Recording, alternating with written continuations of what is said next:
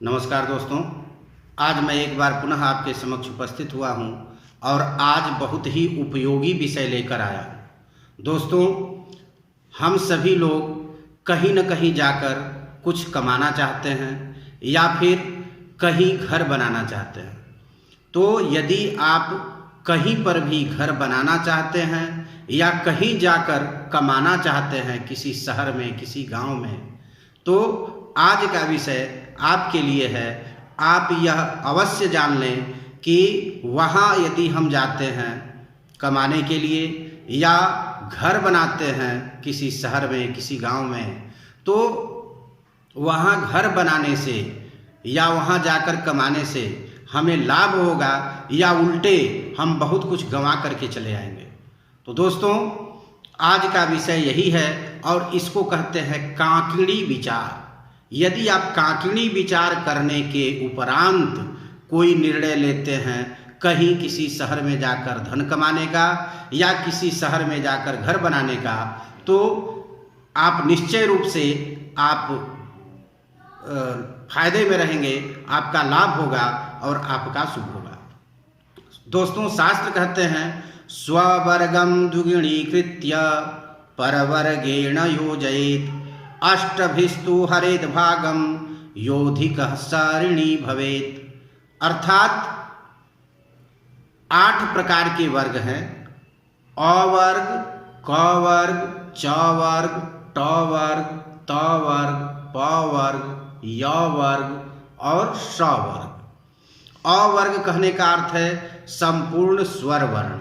क वर्ग से अर्थ है क ख ग घ ङ। च वर्ग से अर्थ है च छ ज झ ञ। इसी प्रकार से स का अर्थ है कि तीनों स और ह।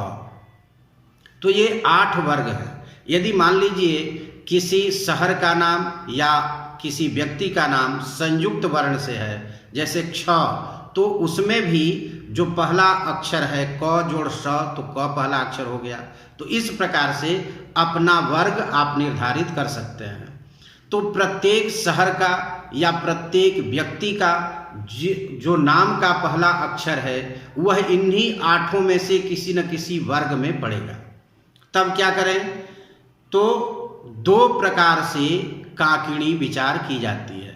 एक अपने नाम से और दूसरा स्थान के नाम से।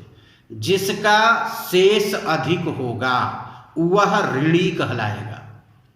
अर्थात जिसका शेष कम होगा उसे फायदा होगा और जिसका शेष अधिक होगा उसे नुकसान होगा। यह समझ लीजिए।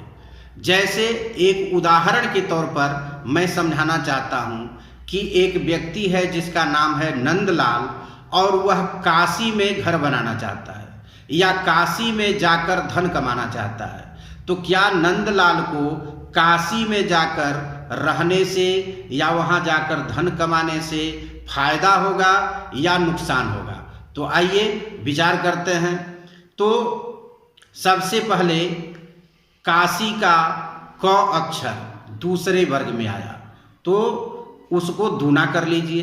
2 × 2 तो कितना हो गया? 4। अब नंदलाल का वर्ग क्या है? 5वें वर्ग में आएगा, त वर्ग में, तो 5 और जोड़ लीजिए। 4 और 5 कितना हो गए? 9। 8 से भाग दीजिए, तो 8 से जब भाग देंगे 9 में तो 1 शेष बचेगा। तो इस प्रकार से काशी का जो शेष हुआ वह 1 हुआ। इसको लिखकर अलग रख लेते हैं। अब विचार करते हैं नाम का, नंदलाल का। तो नंदलाल का वर्ग संख्या है 5। 5 को हम 2 से गुणा कर देंगे तो कितना हो गया? 10। और फिर उसमें काशी का वर्ग है 2 संख्या, तो 10 + 2 12 हो गया। अब 12 में 8 का भाग देंगे तो शेष कितना बचा? 4। माने नंदलाल का शेष हुआ 4 और काशी का शेष बचा 1।